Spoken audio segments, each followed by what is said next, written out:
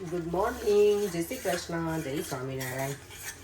આજે સવારમાં બને છે મસ્ત મજાનો શીરો. તમને ચલો શીરાની તમને રેસીપી આપી દઉં. ફરાળી શીરો બને છે, એટલે આપણે સૂજીનો બનાવતા હોય પણ આજે હું ફરાળી બનાવું છું ને એ પણ રાજગરાના લોટનો નહીં, ફરાળી લોટનો છે. એટલે આઈ હોપ કે સારો જ બને.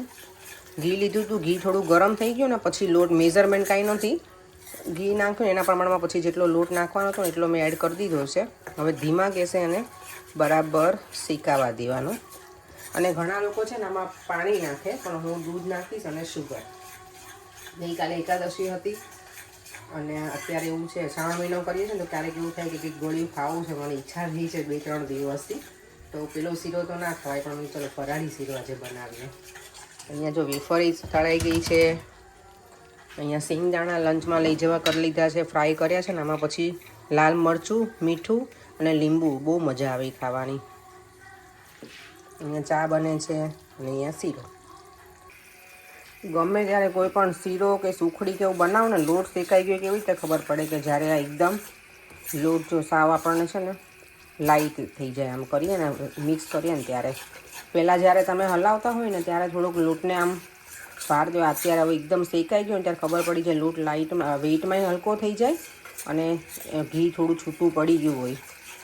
એટલે જે શું કહે કુકિંગમાં જે બિગિનર્સ હોય ને એના માટે આ ટિપ્સ છે. આપણને ઓબ્વિયસલી સ્ટાર્ટિંગ હોય ત્યારે ના ખબર પડે ને કે લોટ શેકાઈ ગયો કે નહીં, તો એવી રીતે ધ્યાન રાખવાનું.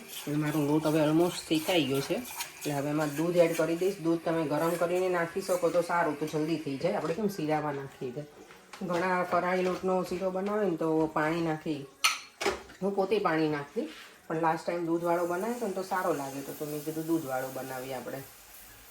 ચલો શીરો બની જાય, દૂધ નાખી અને પછી શુગર એડ કરી દઈશ જ્યારે દૂધ એકદમ જબરી જાય ને ત્યારે. અત્યારે તો હવે સાવ રબડી જેવું થઈ ગયું છે, પણ ધીમે ધીમે બધું એબ્ઝોર્વ થઈ જશે દૂધ, એટલે મસ્ત શીરો બની જશે. હવે શીરો ફાઇનલ બની જાય ને ત્યારે બતાવું. અહીંયા જો ચાય હવે ઓલમોસ્ટ બનવા આવી છે. ચાલો જો આવીને કિચનમાં આવી ગયા છીએ. અહીંયા મમ્મી મારી બનાવે છે રોટલી. મમ્મી લોટ ફાવે છે અમારો અહીંયાનો કે નહીં ફાવતો બહુ? અને અહીંયા મેં તેલ મૂક્યું છે કચોરી તળવા માટે અને રસ. કીધું કે કંઈક હમણાંથી કેવું રોજે બહાર જમતા હોઈએ ને તો નથી સેટ. અને યસ મને કોઈ પૂછ્યું છે કે તમારા સગા મામા છે, તો ના, એ અશોકના મામા છે, મારો ભાઈનો ફ્રેન્ડ છે, એનો બેસ્ટ ફ્રેન્ડ છે, અને હું રાખડી બાંધું છું ને એના મામા છે. પણ અમે બધા એના મામા છીએ ને અમે પહેલેથી ઓળખીએ છીએ મામાને. એટલે અમદાવાદમાં એ લોકો બહુ મમ્મી પપ્પાને બધા ત્યાં જતા હોય ઘરે, એટલે મળતા હોય, એટલે એ મારા સગા મામા જેવા જ છે. અહીંયા મામા ના હોય એટલે આપણા એ જ મામા છે એમ. અત્યારે આવ્યા છે તો, અને હું મારા ભાઈના ઘરે જ ગઈ હતી, તો ભાઈના ઘરે તો જમાય શ્રાવણ મહિનામાં. અમે બધા જમીએ, બધા મને કહે કે શ્રાવણ મહિનો કરીને બધાને ઘરે જમાય નહીં, મને કહે કોમેન્ટમાં. પણ અમારે તો અહીંયા કંઈ ને ફંક્શન હોય તો પછી એવું કંઈ ના હોય, જમી લઈએ. આપણે ઇન્ડિયામાં એવું રાખીએ કે ના જમીએ એવું એટલે જમે છે ને મમ્મીઓ બધા. ચલો તમે કચોરી તળી લઈએ. પાપડ તો તળેલા છે જ, તો કીધું આજે ફૂલ ડીશ જેવું કંઈક થઈ. ફૂલ ડીશ એટલે કેવું કે દાળ ભાત તો નથી બનાવ્યા, પણ મમ્મીએ રીંગણ બટેકાનું શાક બનાવ્યું. મમ્મી ભરેલા રીંગણ બટેકાનું બનાવ્યું છે. ગઈ વખતે બોલે કટકાવાળું કર્યું હતું ને, તાજને મમ્મીને કીધું તો કીધું મમ્મી ભરેલું બનાવજે ને, તો કે સારું. તો એ છે અને કચોરી.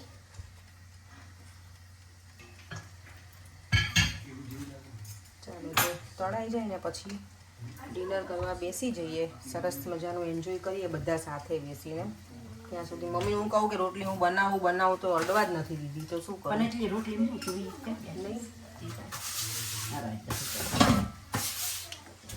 અને કચોરીને ધીમા ગેસે તળવી પડશે તો જ મસ્ત થશે.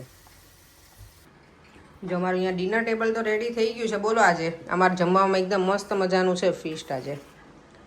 બરાબર છે? કચોરી કેવી લાગી પપ્પા ઈ કહો તો. દેવામ તને મજા આવી? ના, જાતે બનાવેલી છે કચોરી. અને અહીંયા જો રીંગણનું મસ્ત મમ્મી છે ને ડીટીઆર રહેવા દે, અમે ના રહેવા દઈએ. જોડે પાપડ છે, રસ છે, અને મારી મમ્મીએ તો આજુ પાછું પૂરી કે બનાવીને દેવામને આપે. તો તળેલું નથી ખાવું મમ્મી, તો કે આપી દેવામને. સારું ચલો.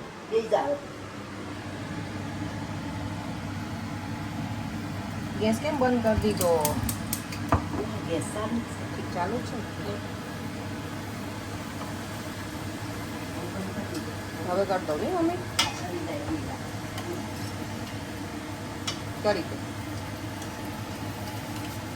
ચલો આજે છે ને કાલે કવિતાના ભાઈના ઘરે વાસ્તુ હતું તો કીધું કે અમે આજે કંઈક ફીસ્ટ ખાઈ લઈએ નહીં મમ્મી?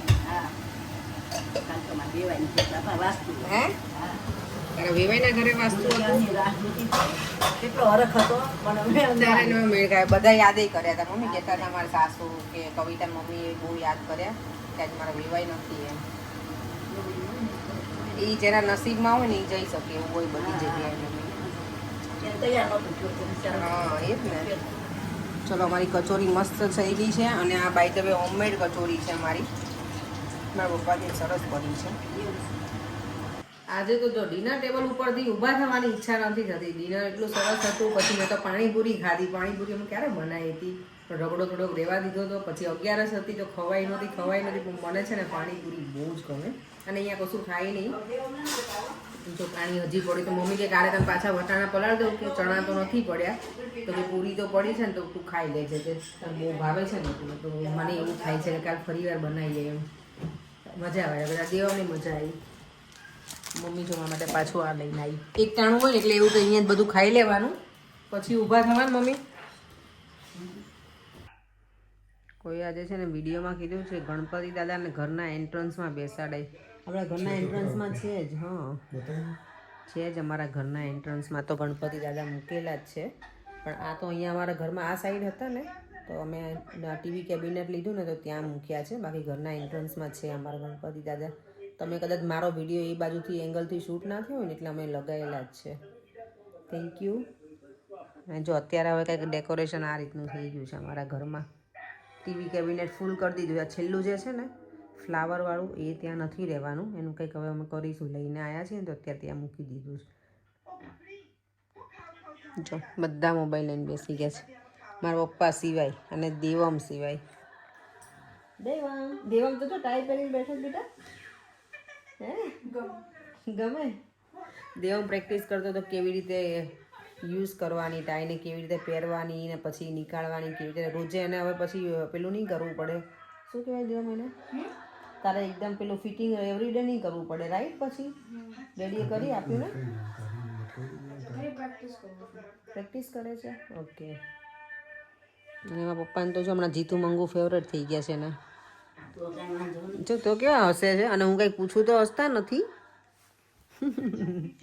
જો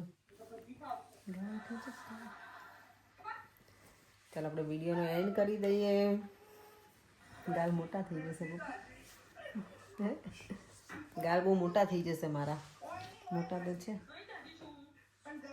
ચાલો વિડીયોનો એન્ડ કરી દઈએ. ફરીથી મળીશું કાલે નવા વિડીયો સાથે. Bye bye. જય શ્રી કૃષ્ણ. જય સ્વામિનારાયણ. વિડીયો ગમે હોય તો like share and subscribe. By.